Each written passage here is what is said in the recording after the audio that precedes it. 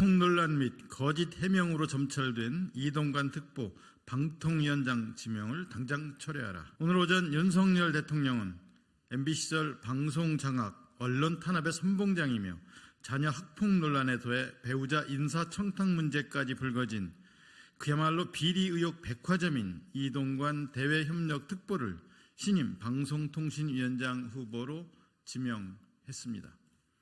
인사가 만사라고 했습니다. 그러나 안타깝게도 자녀 학폭 논란으로 자진 사퇴한 정순신 전 국가수사본부장에 이어 두 번째 인사 참사가 아닐 수 없습니다. 이쯤 되면 자녀 학폭 논란이 있는 인사를 일부러 고른 게 아닌가 싶을 정도로 실망을 넘어 황당하기까지 합니다. 현재 학교 폭력 문제, 교권 추락 등 위태로운 교육 현장에 대해 우리 사회가, 우리 국민들이 얼마나 큰 걱정과 우려를 하고 있습니까? 그런데 지금 이 시점에 윤석열 대통령은 자녀 학교 폭력 논란과 거짓 해명으로 점철된 이동관 특보의 인사를 보란듯이 강행했습니다. 이는 국민을 대놓고 무시하는 것을 넘어서 국민을 향한 명백한 인사폭력입니다. 이동관 특보 자녀의 학폭 논란은 지난번 자진 사퇴한 정순신 전 국가수사본부장 자녀의 학폭 논란보다 더욱 심각합니다. 이유 없이 친구를 일주일에 두세 번꼴로 때리고 공부가 방해된다며 친구의 머리를 책상에 300번 부딪히게 하고 휴대폰을 빼앗고 잠을 못 자게 하고 침대에 눕혀서 밟는 등 그간 언론을 통해 알려진 이동관 특보 아들의 학폭 행위는 국민적 충격 그 자체입니다. 실제로 이동관 특보의 자녀에게 피해를 당했다는 학생의 진술서에 의하면 피해자가 총 4명에 달하고 피해 또한 지속적이고 반복적이었다고 알려져 있습니다.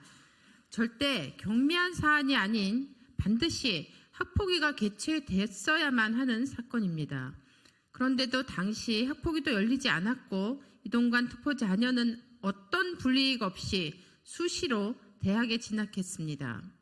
어떤 이유로 그 당시 학폭위가 개최되지 않았는지, 이처럼 심각한 학폭 행위를 은폐하기 위한 어떤 권력의 작용이 있었던 건 아닌지, 학폭 이후 전학 과정과 대학에 진학하는 과정에 그 어떤 특혜도 없었는지 하는 것들이 국민적 의혹의 핵심입니다.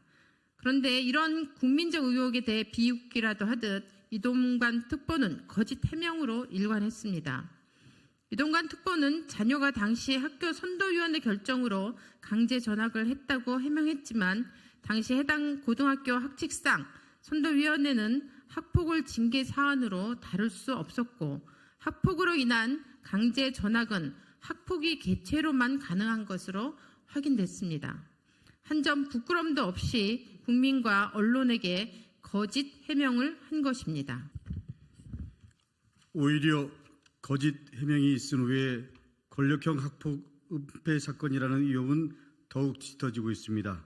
부모가 학교 이사장에게 전화를 하거나 학교 회의에서 교감이 학폭위 개최를 반대했다는 증언도 있었던 만큼 권력형 학폭 은폐 의혹에 대한 철저한 검증이 더욱 필요한 상황입니다.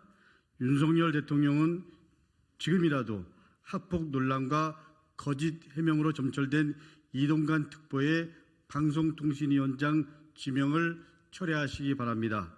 지명 철회가 있기 전이라도 이동관 특보는 공직자로서의 일말의 양심에 따라 자진 사퇴하십시오.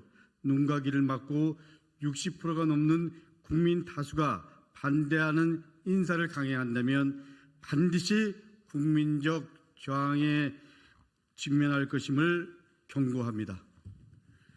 아울러 대통령실은 정순신 전 국가수사본부장 낙마 사태 이후 장차관 인사 검증에 학폭을 포함시키겠다 밝힌 바 있지만 이동관 특보의 학폭 의혹에는 아무런 문제를 제기하지 않고 지명을 강행했습니다. 이에 대해서도 대통령실의 공식적인 해명과 국민적 사과가 있어야 할 것입니다. 우리 더불어민주당과 무소속 교육위원회 위원 일동은 이동관 자녀 학폭 논란의 심각성을 절대 그냥 지나치지 않을 것입니다. 여러 의혹에 대한 철저한 사실규명을 바라는 국민의 목소리를 외면하지 않을 것입니다. 지난 정순신 전 국가수사본부장 때와 마찬가지로 소관 상임위의 인사청문회와는 별개로 우리 교육위원회 차원에서 할 수 있는 모든 일들을 수단과 방법을 가리지 않고 해 나갈 것입니다. 2023년 7월 28일 더불어민주당 무소속 교육위원회 의원 일동.